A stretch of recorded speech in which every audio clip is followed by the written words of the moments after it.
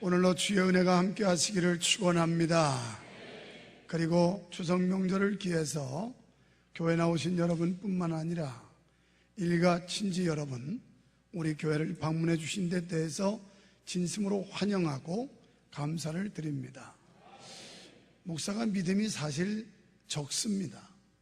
오늘 이렇게 많은 분들이 오련히 생각 안 했고, 또 일가 친척들이 많이 오실 줄 알았으면 우리 꿈의 성전 여러분 가족들이 우리 교회 섬기면서 얼마나 환상적인 예배당을 새로 지어서 예배하는지 좀 보여드릴 걸.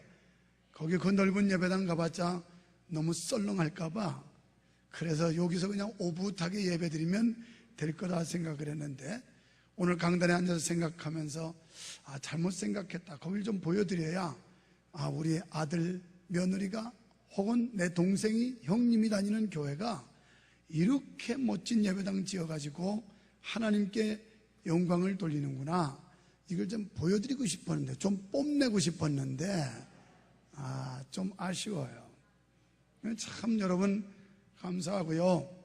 오늘 1부 예배부터 여기까지 3부 예배를 왔는데, 그래도 예배 드리는데 썰렁하지 않고, 또 고향 방문한 사람 다 같지만 하나님 예배 드릴 만큼 사람들을 보내주셔서 지금까지 은혜스러운 예배를 할 수 있게 하신 하나님께 감사와 영광을 돌려드립니다.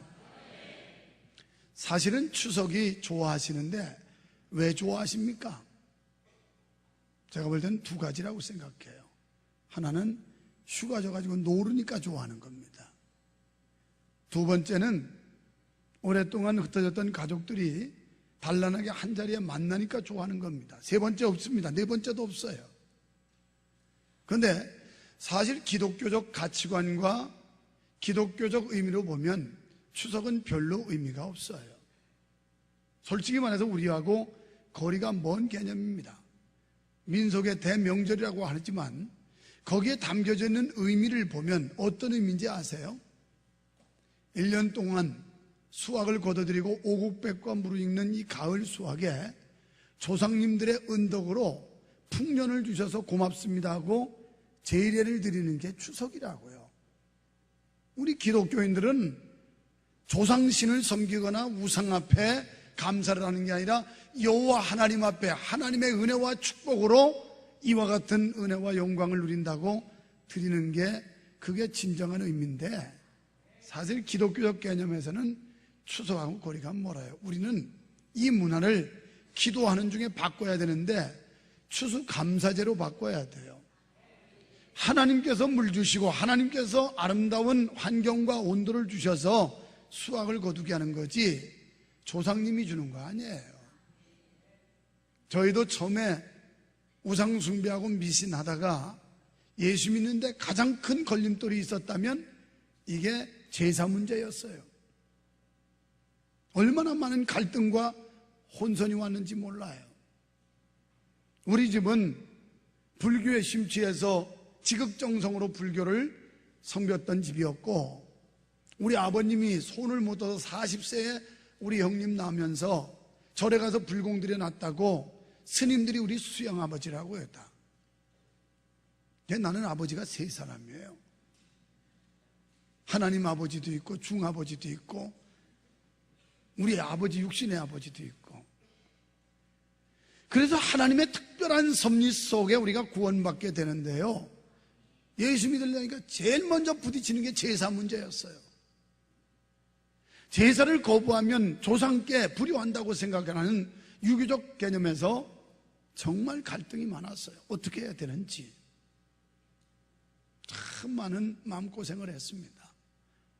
지금 예수 믿고 온 가족이 신앙 안에서 진리를 깨닫고 보니까 다 부질없는 짓이었고 허무한 짓이었고, 결국 여호와 하나님, 우리에게 예배받고 높임을 받으셔야 될 분은 하나님 한 분밖에 없다는 사실을 깨닫게 됐는데요, 저는 우리 아버지한테 효도 많이 한 사람입니다.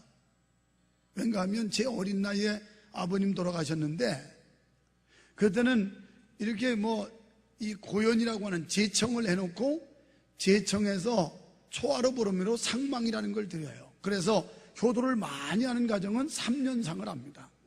3년 동안 그렇게 하다가 탈상을 해요. 그리고 저희 시대는 이게 이제 단축돼 가지고 1년 정도를 해요. 1년 정도면 일가 친척들이 다 와서 초하루 보름으로 이렇게 제상을 차려놓고 삼색실과를 다 갖춰놓고, 그리고 온 일가 친척이 저를 꾸벅꾸벅하고 에에에 하면서 이제 상망이라는 걸 지내요. 게다가 더 내가 효도한 게, 우리 집에서 5남매 중에 유일하게 아침 저녁으로 밥 떠다가 우리 아버지 제청에다 떠는 사람은 나밖에 없어요.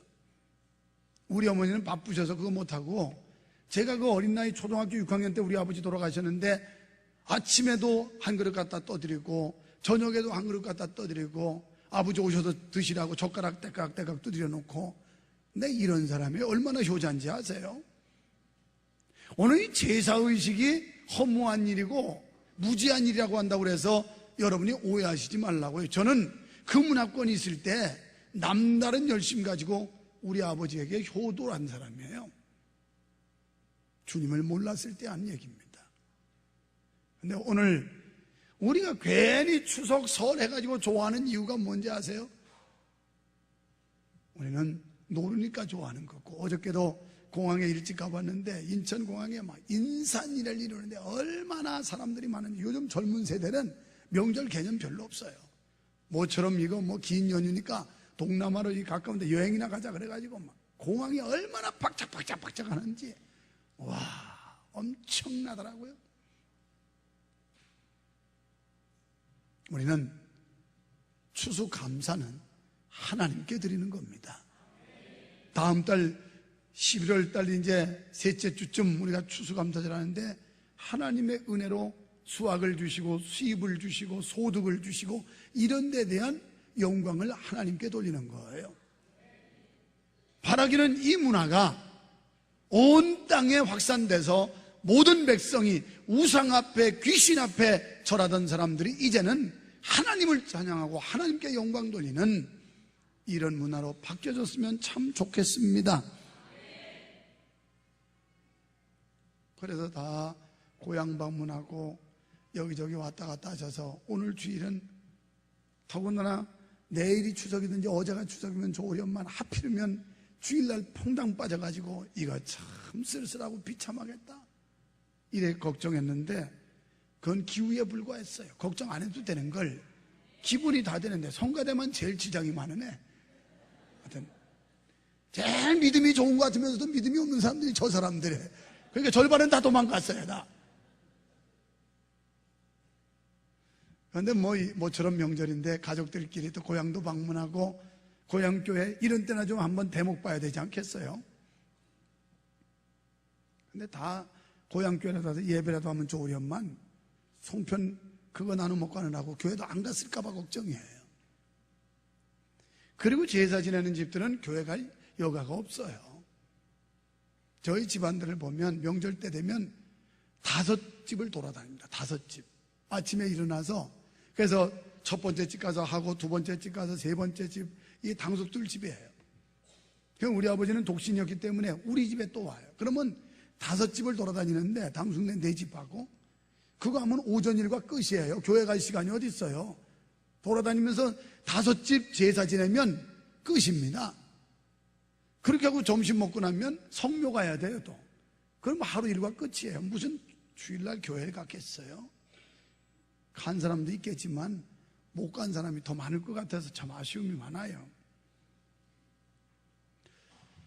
어떤 부인의 순발력에 관한 얘기인데요, 저는 시골에서 자랐기 때문에 전화도 없는 마을, 냉장고도 TV도 없는, 그리고 전기도 초등학교 5학년 때가 6학년 때 들어오는 그런 아주 시골이었어요. 그런데 70년대 초반에 전화가 하나 들어왔어요. 전기 들어온 뒤에.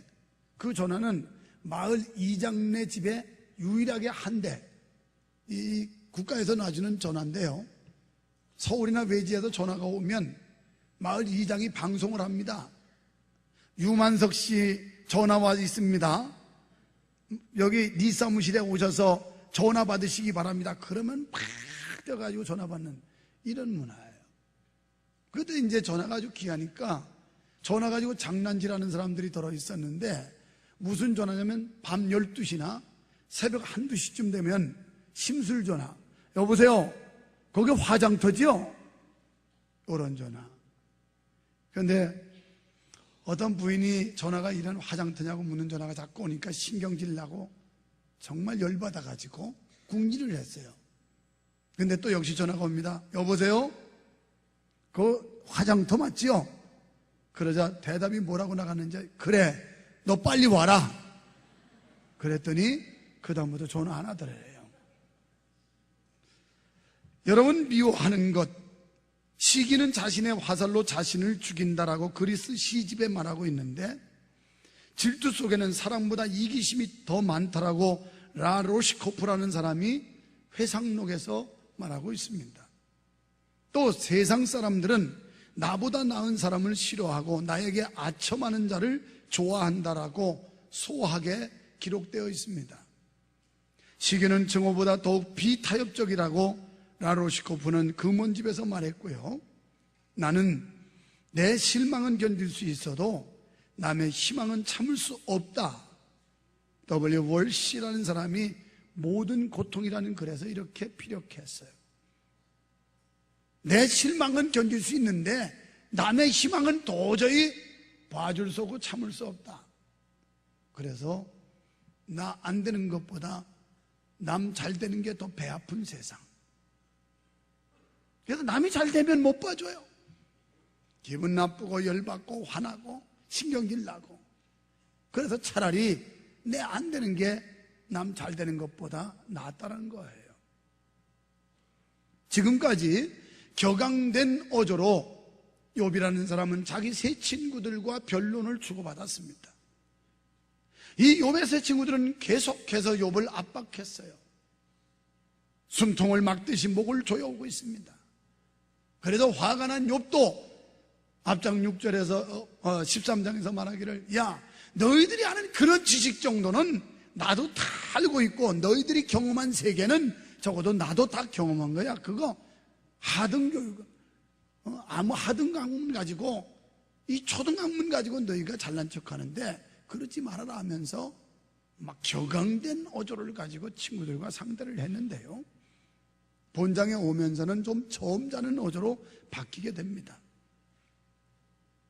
욥은 인생이란 짧은 데다가 그저 괴로움만 가득한 것이라 마치 시드는 꽃 같고 지나가는 그림자 같으며 살 수 있는 연한뿐이니라 사는 것도 정해져 있는 그야말로 한계가 분명한 존재라고 고백하고 있어요. 우리 인생이라는 게 한계를 가진 존재라는 거예요. 그러니까 살아생전에 떵떵거려 봤자 죽음과 더불어 그것은 망각세계로 사라져버린다는 거예요. 살아있을 때 자신이 대단한 것처럼 세상의 모든 것을 거머쥐었다고 하늘파충한 기고만장한 이런 생각들을 가지고 살지만 죽음과 동시에 그 모든 행위들은 망각세계로 사라져버리고 만다 하는 교훈을 우리에게 주고 있어요. 본문은 이 같은 견해는 엘리바스에게서 찾아볼 수 있었는데 그는 고난은 타고난 유산이라고 말했습니다. 하지만 욥은 거기에 대한 변론에는 관심이 없었고 다만 연약한 인간의 안타까운 현실만을 말하고 있어요. 한편 짧고도 고통스러운 인생의 허무함을 깊이 인식하고 탄식했던 욥은 단지 그러한 탄식 어린 자리에만 머물러 있지 않았습니다. 너무너무 고통스럽고 아프고 상처가 힘들고 이런 처지였던 욥은 이것 때문에 탄식하고 낙담하고 절망하고 삶을 포기하는 게 아니라 죽음 저 넘어 있는 세계를 바라보고 있다 이 말이에요. 욥은 비록 이 땅에서 절망할 수밖에 없는 현실을 만났지만 그럼에도 불구하고 눈을 내세로 돌리고 있습니다. 여러분, 욥은 사람이 죽으면 사자들 곧 사망자들이 가는 음부라는 저수에서 영영히 머물러 있다고 하는 당시 히브리인들의 내세관에서 탈피해서 훨씬 더 큰 믿음을 피력하고 있는 겁니다. 한때 욥은 하나님을 향하여 현재 당하는 고통이 너무 힘들어서, 하나님, 차라리 내가 모태에서 생겨나지 않았더라면, 이 땅에 태어나지 않았더라면 이처럼 아픈 고난과 슬픔을 겪지 않았을 텐데요 하면서 자기 난나를 탄식한 적도 있었어요. 너무너무 힘들어가지고. 욥은 분명 하나님께서는 당신이 친히 만드신 인생을 그렇게 허무하게 죽음으로 끝나도록 내버려 두지 않는다는 생각을 갖게 됩니다. 적어도 욥이 이러한 확신을 가지고 있었다면 욥은 분명 하나님께서 당신의 계획하신 시간이 닿을 때까지 고통 속에 놔두었다가 끝날에 다시 일으켜 세워 영원한 생명을 얻게 하실 것이라고 하는 부활신앙을 가지고 있었습니다. 15절에 보니까 주께서 나를 부르셨겠고 나는 대답하였겠나이다. 주께서는 주의 손으로 지으신 것을 아껴보셨겠나이다. 그러하온데 이제 주께서 나의 걸음을 세시오니 나의 죄를 살피지 아니하시나이까 라고 말하고 있습니다. 벌써 이미 욥은 하나님의 절대적인 선택을 믿었어요. 하나님이 택하지 아니했으면 하나님께로 돌아올 수 없다고 하는 하나님의 이 절대적 선택, 그리고 그는 하나님의 예정을 믿었어요. 미리 아신 자를 부르시고 부른 자들을 영화롭게 하시는 하나님, 이미 구약시대에 욥이라는 사람은 하나님의 예정, 하나님의 섭리를 믿는 그런 신앙 고백을 본문에서 볼 수 있어요. 자기 걸음을 세시오니 하나님이 부르셔서 내가 대답했겠거니와. 이 말은 뭐예요? 하나님이 자기를 불렀다는 얘기예요. 욥이 하나님의 자녀가 될 수 있는 건 하나님이 부르셨기 때문이라는 겁니다. 그렇습니다. 저와 여러분이 오늘 하나님의 자녀가 돼서 하늘의 백성이 될 수 있는 건 하나님의 부르심이 있었기 때문이라는 거예요. 믿어지시면 아멘 합시다. 그러니까 그토록 우상 숭배하던 우리 집, 절간에 가서 도통을 했던 우리 집, 우리 할머니가 연불만 해오면, 주문만 해오면 신통력이 있어서 알아맞힐 정도로 그랬던 우리 집, 그리고 어둠의 세력, 귀신의 세력이 득실득실거렸던 우리 집, 우리 할머니는 어느 정도인지 아세요? 이 악한 영들 사탄에게 사로잡히니까 자유함이 없는데요, 음식을 드셔서 꼭 물어보고 드십니다. 그래서 젓가락 가지고 깍두기를 먹는데, 어머니 이 깍두기 먹을까요? 먹지 마요? 그럼 또 안 먹어요. 김치를 먹으면서 어머니 이거 먹을까요? 요새 뭐 하나님의 교회가 어머니 하나님 떠들고 돌아다니는데 이미 우리 할머니가 어머니 하나님 믿었어. 그것들 우리 할머니를 교주라고 그래. 차라리 그 이단에 빠져서 그 짓 하려면. 그래가지고 꼭 식사 중에, 제가 어린 시절이지만 지금도 눈에 선해요. 꼭 묻습니다. 그래서 장아찌를 먹는데 어머니 이거 먹을까요? 먹지 마요? 그럼 또 다른 거 먹어야 돼. 세상에 영적으로 이렇게 얽매이니까요, 악한 귀신에게 사로잡히니까 자유가 없는 거예요. 먹는 자유도 없어. 로마서에 보면 어떤 음식이 있는지 하나님께 감사함으로 먹으면 다 우리 몸에 유익하다고 그랬고, 하나님께 예수의 이름으로 기도하고 먹으면 정결케 된다고 그랬거든요. 이게 영적 자유함이에요. 자유함. 그런데 우리 할머니는 자유가 없었어요. 진짜 곱상하게 미인으로 생겼었습니다. 눈도 인형 눈처럼 동그랗고 눈썹도 길고, 정말 우리 어머니가 그거 그대로 닮았으면 진짜 미인이었을 거예요. 거기다가 그 유전인자가 나를 통해서 우리 아이들에게 갔으면 눈썹 붙일 이유가 없어요. 눈도 그렇게 인형 같고 피부도 얼마나 뽀얗고 이목구비가 정말 미인이었어요. 내가 지금도 그렇게 예쁜 여자를 본 적이 없어. 진짜 미인이었어. 시골 살아도 원래 인천분이었는데 이분은 그런 거 정감농 믿고 거기까지 온 거예요. 공주까지.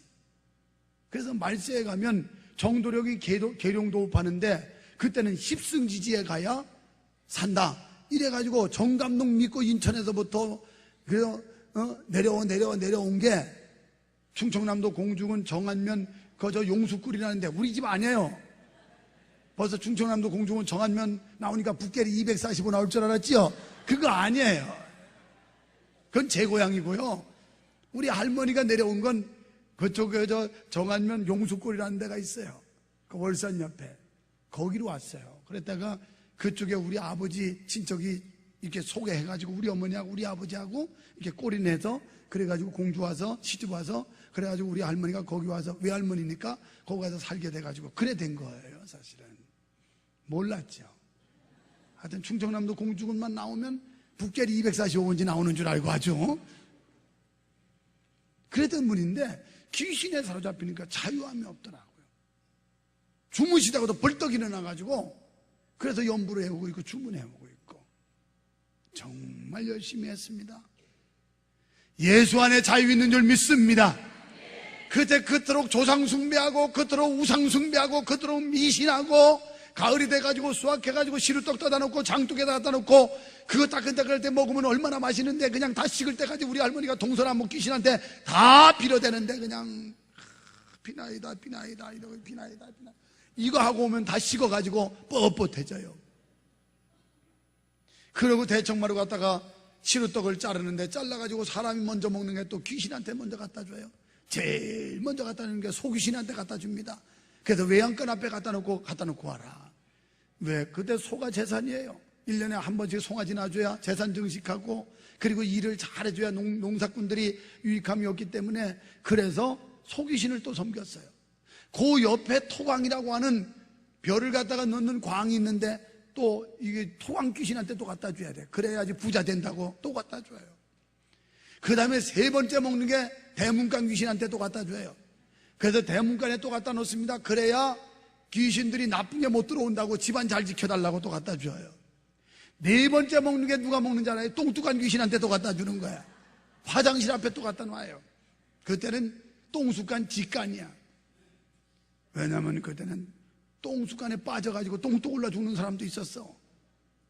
전기가 있기를 하나 랜턴이 있기를 하나 그냥 가가지고 안 못 보는 분이 별게 아니야. 눈 떠서도 못 보면 그게 안 못 보는 사람. 그래서 발로 이렇게 건드려 봐가지고 뭐가 턱 걸리면 거기다 한 발 디디고 또 하나 이렇게 건드리다가 걸리면 거기 가서 보이지도 않은데 조존도 잘해 그때는. 그래가지고 정조존해가지고 앉아서 볼일 보고 그러고서 뭘로 씻었어요? 볏짚 있잖아요. 볏짚 그걸로 씻었어. 그러니 그게 깨끗하겠어. 그걸로 씻고 조금 발전한 데가 공책 갖다 찢어놔가지고 공책으로 씻어. 참 여태까지 사신 분들 수지 맞았어요. 지금이야 크리넥스 좋은 거 그냥 부드러운 거 같아 그런 거 갖다 씻으니까 그거 모르지. 옛날에는 그거 그냥 얼마나 뻣뻣한 거 갖다가 그거 꾸기적꾸기적 해가지고 그걸 이렇게 하는데 그러다가 잘못 뒤져가지고 똥뚜간에 빠져서 똥뚝 오른다고 세상에 떡을 갖다 거기다 먼저 주는 거예요. 사람은요 최소한 5번째나 얻어먹었어. 5번째. 우상숭배하니까 그러더라고요. 우상숭배하니까 귀신 섬기니까 얼마나 까다로운지. 그런데 오늘 가족 여러분, 친척 여러분, 예수 믿으니 자유함이 있어요. 그런 거 안 해도 돼요. 떡져다 그냥 먼저 잡수면 돼요. 사람이 우선이지. 아이고 우리 안 믿을 때는 못도 함부로 못 박았어요. 부정 탈까봐. 지금은 아무데나 드럭드럭 그냥 박아도 끄떡없잖아요. 그래서 예수 안에 자유가 있는 거예요. 이제는 정죄 없네. 예수 안에서 이제는 정죄 없네. 예수 안에서 나는 기뻐요. 정말 기뻐요. 주 예수 사랑 기쁨 내 맘에. 나는 기뻐요. 정말 기뻐요. 주 예수 사랑 기쁨 내 맘에.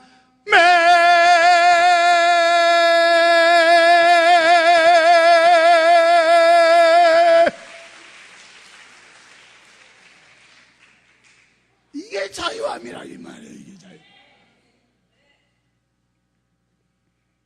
그런데 욥은 그 시대에 벌써 이걸 알았어요. 하나님의 예정 속에 하나님의 섭리와 작정 속에 모든 일이 이루어진다는 걸 알았어요. 그렇습니다. 여러분, 우리는 연약한 육신을 가진 자신으로 인해서 절망할 수밖에 없어요. 한계 상황이 올 때마다 실망이 되고 낙담이 될 때가 많아요.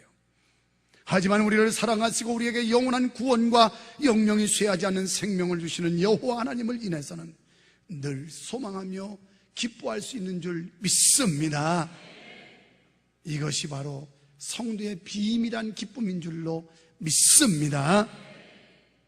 이제 우리는 본문을 살펴보면서, 그렇다고 두 가지밖에 안 되니까 너무 긴장하지 마세요. 이거 몇 시에 끝날라나? 오늘 중에 끝나요. 어떤 교훈을 우리에게 주실까요? 첫째는 인생의 무상함을 알라는 겁니다. 욥이 바라본 인생은 단 두 마디로 요약할 수 있는데요, 첫째는 인생의 사는 날이 길지 못하다는 것이요. 아무리 천하를 호령하고 기세등등한 사람도 결국 인생 70, 강건하면 80이고 좀 더 은혜 받으면 90이고 아주 많이 축복받으면 100이에요. 아무리 지금 노령인구가 늘어나고 장수하는 평균 연령이 늘어난다 하더라도 100살 넘기기가 쉽지 않아요. 결국 유한적인 존재라는 거예요. 제가 확실하게 예언합니다. 여기 계신 모든 분들이 틀림없이 죽을 거라는 겁니다. 이게 틀리면 내가 목사를 그만두겠어요. 결국 우리는 죽는 거예요. 많이 힘써 살아도 100살이에요. 사람들은 어떻게라도 좀 오래 살아보려고 몸에 해로운 거 다 가려내고 좋은 것만 골라 먹고 오만짓다 하지만 결국 생명도 하나님이 연장시켜 주셔야 되는 거지, 우리가 몸부림쳐도 다 한다면 죽을 사람 누가 있겠어요? 아무도 안 죽어요. 그래서 욥이 우리에게 가르쳐 주는 건 인생에 사는 날이 길지 못하다는 것이요, 두 번째는 인생은 괴로움으로 가득 차 있다는 거예요. 결국 우리가 사는 인생은 돈 많으면 자녀 걱정, 돈도 자녀도 걱정 없으면 부부간의 갈등, 그것도 아니면 몸이 약해 걱정, 다 걱정 의심 갖고 살게 돼 있어요. 이걸 전능하신 주님 앞에 맡겨버리고 살으니까 자유함 있는 거지, 그거 다 생각하면요 괴롭고 답답해서 못 살아요. 특히 욥은 인생의 한 평생이 경각간에 지나간다는 사실을 강조하기 위해서 피었다가 곧 시들어버리는 꽃과 같다. 우리 인생이 금방금방 지나가요. 2012년 송구영신 예배 드린 게 엊그제 같은데 벌써 가을이 되고 아침 저녁으로는 선선해지고 이것도 잠깐이에요. 어이 추워 하는 날이 속히 오는 거예요. 이걸 욥은 가르쳐주고 있는 거예요. 여러분, 건강 있으실 때, 시간 있으실 때, 젊음 있으실 때, 물질 있으실 때 주님 위해 사시기를 축원합니다. 지금 그때가 주를 위해 살 때요, 이때가 하나님의 영광을 위해서 살아야 할 때라는 겁니다. 단지 태양이 있을 때만 생겨나는 그림자와 같다고 묘사하고 있어요. 시편 90편 6절에 푸른 아침에 피었다가 저녁에는 벤바되어 마르나니라.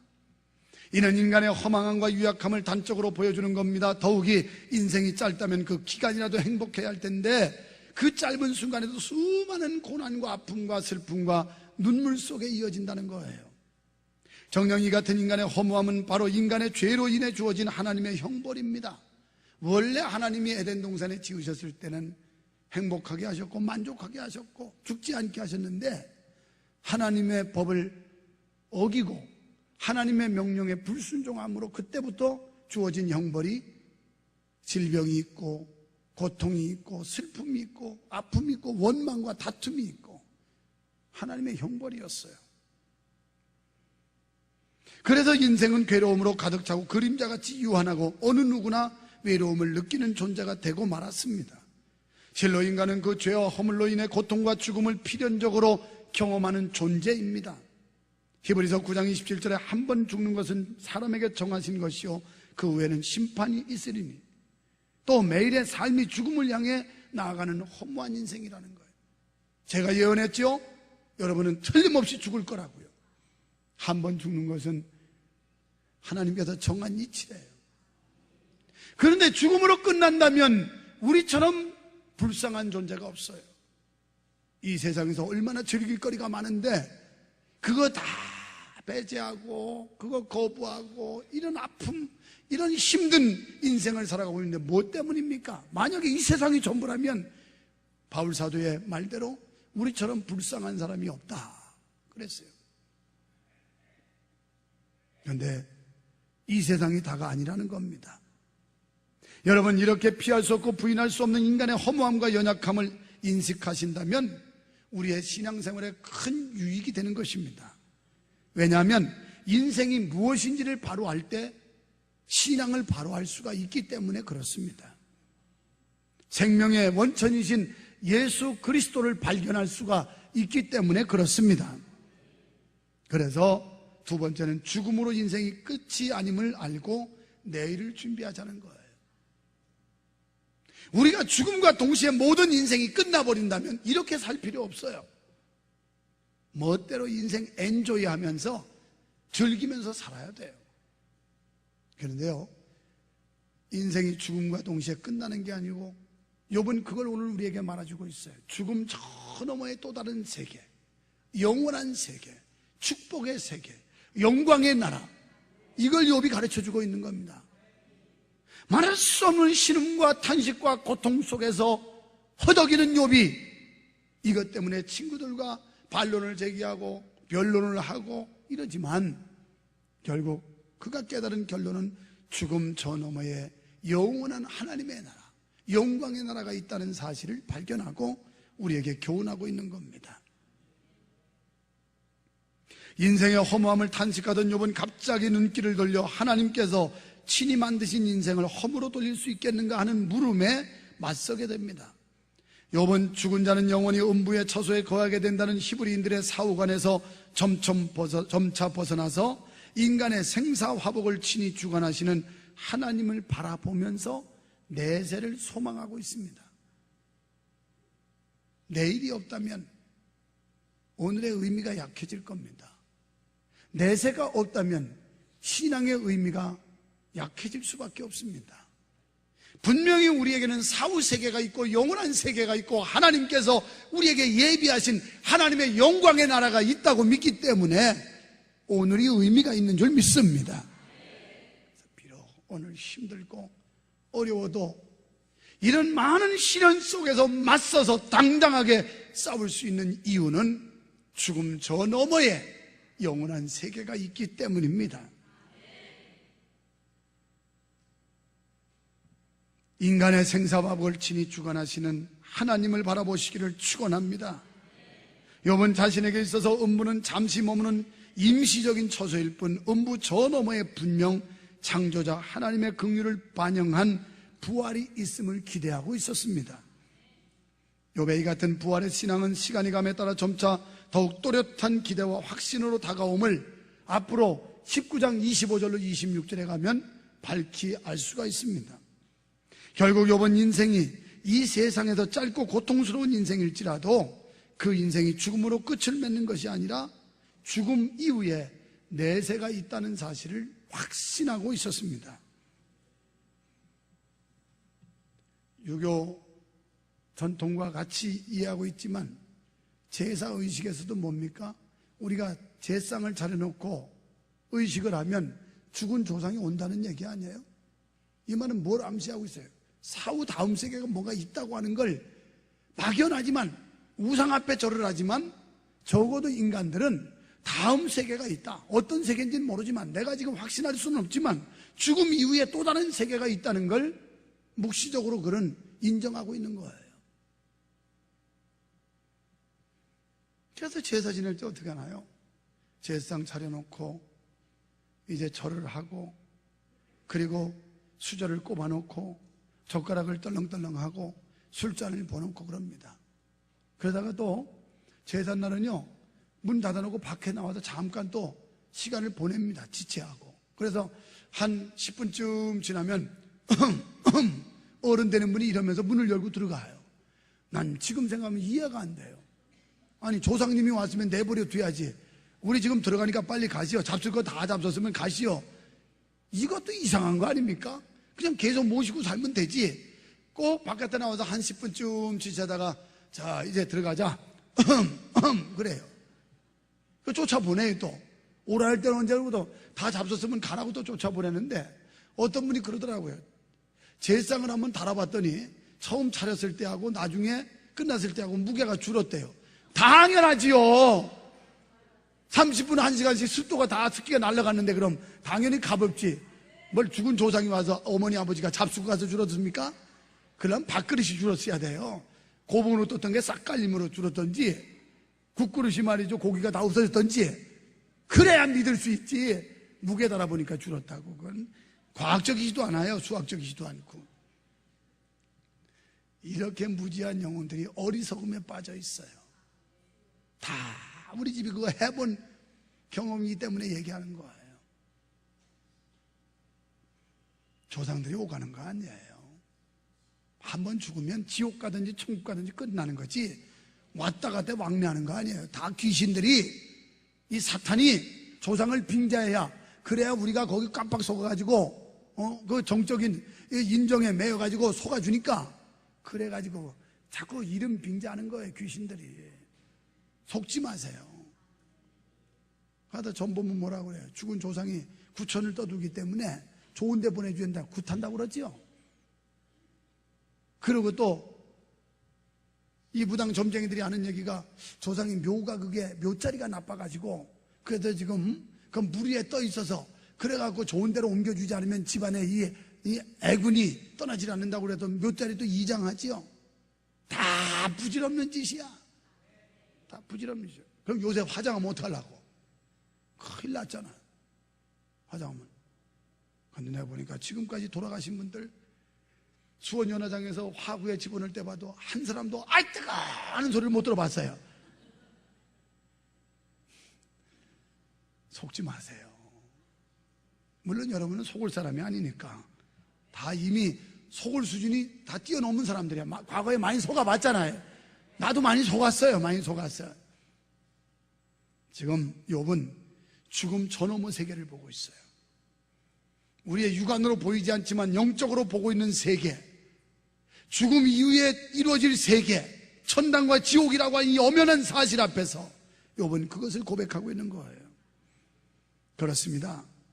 여러분, 참으로 참 신앙인은 육신의 눈으로 보이는 이 현실만 보이는 게 아니라 영원한 내세를 볼 수 있는 눈이 있어요. 불신자들, 이 이방인들이 보지 못하는 영원한 세계가 보이는 거예요. 이 세계를 보시기를 축원합니다. 천국을 볼 수 있는 여러분 되시기를 축원합니다. 하나님이 우리를 위해 주시는 그 아름다운 나라 파라다이스, 이 나라가 있다 이 말이에요. 때문에 성도의 삶은 결코 이 세상에 심취하거나 이 땅의 행복만을 위해서만 살지 않습니다. 비록 이 땅에 머물러 있지만 그 눈은 항상 영광스러운 부활의 아침, 영원한 내세의 그날을 사모하게 되는 줄로 믿습니다.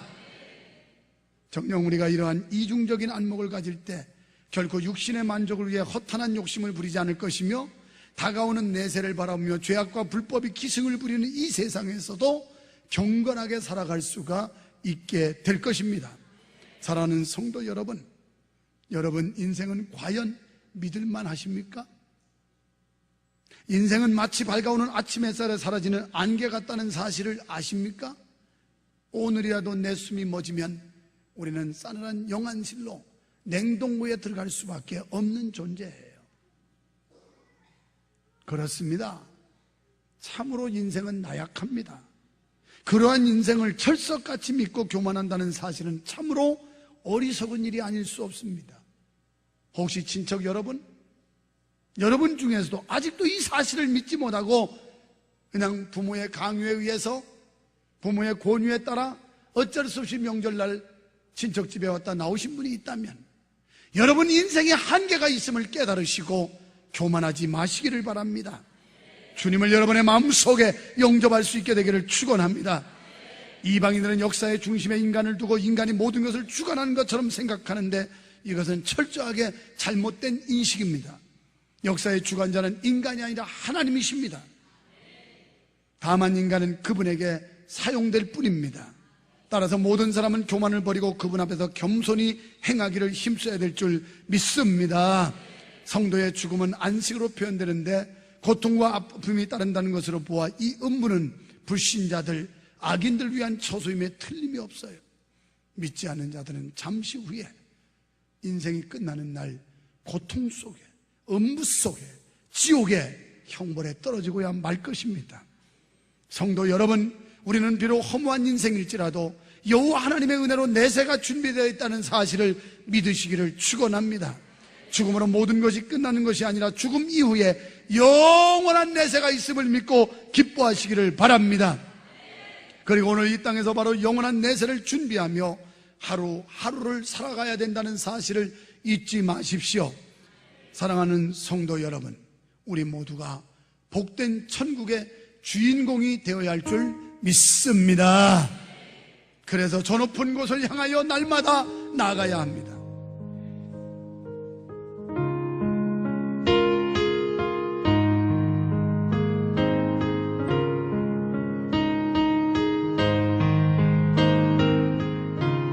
저 높은 곳을 향해 날마다 나아갑시다. 저 높은 곳을 향하여 날마다 나아갑니다. 내 뜻과 정성 모두와 날마다 기도합니다. 내 주여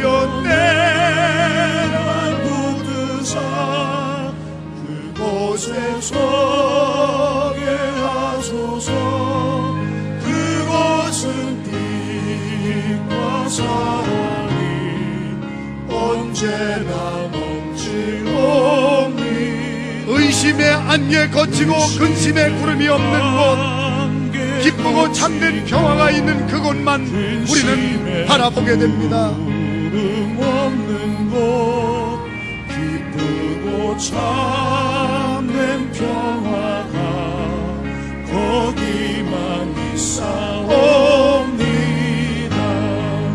내 주여 내 말 부르사 그곳에 서게 하소서. 그곳은 빛과 사랑이 언제나 넘치옵니다. 험하고 높은 이 길을 싸우며 나아갑니다. 다시금 괴노하오니 내 주여 인도하소서. 내 주여 내 말 붙드사 그곳에 서게 하소서. 그곳은 빛과 사랑이 언제나 넘치옵니다.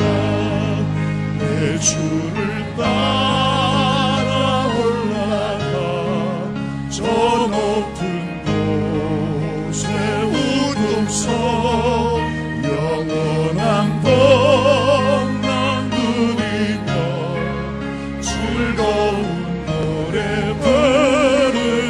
아멘.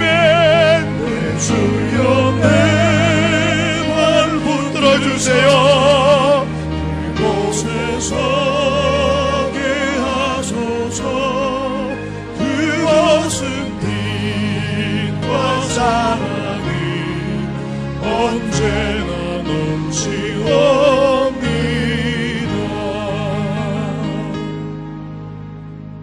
현실 속에 아파하며 탄식하던 욥이 죽음 저 너머의 세계를 보고 기뻐했던 것처럼 이 땅에 내 마음과 뜻대로 안 되는 일 때문에 고통스러워하고 괴로워하던 우리가 하나님이 우리를 위해 예비하신 파라다이스를 바라보며 소망 중에 인내하고 즐거워할 수 있게 해 주시옵소서.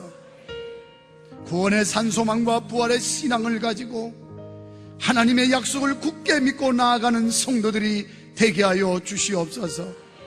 유한한 존재인 인생의 생명을 목숨을 다 걸고 교만하지 말게 하시고 하나님의 절대적 주권 앞에 우리의 인생을 맡기게 하여 주시옵소서. 예수님 이름으로 간절히 기도하옵나이다. 아멘.